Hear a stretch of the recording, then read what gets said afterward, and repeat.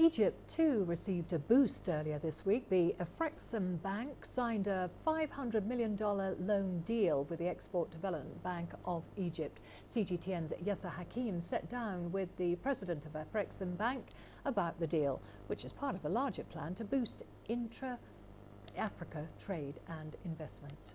The purpose of that facility is to support Egyptian exporters who are trading with Africa.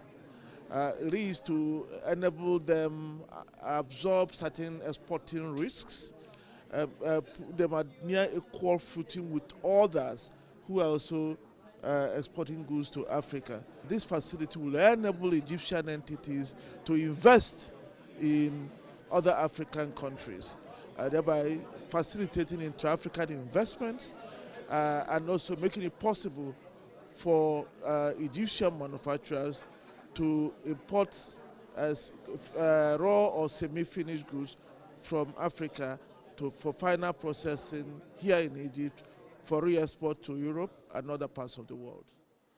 Africa is trying to improve intra-African trade and investments. What's your bank planning in order to help this initiative? We have made intra-African trade the arrowhead of our strategy in the next 5 years. Our intra-African trade strategy foresees us disbursing an amount of about $25 billion on a revolving basis in the next 5 years.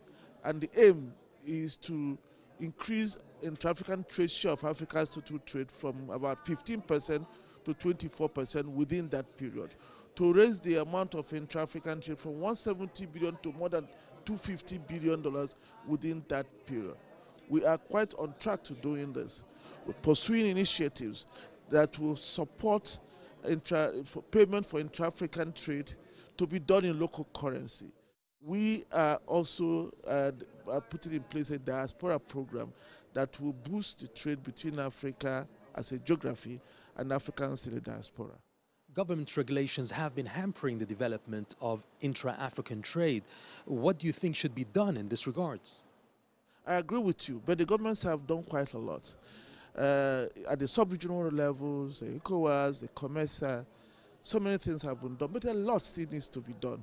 That's why we are very pleased that just about last week, the framework agreement for the Continental Free Trade Area was finalized, the negotiations, and we expect that agreement to be signed by March next year.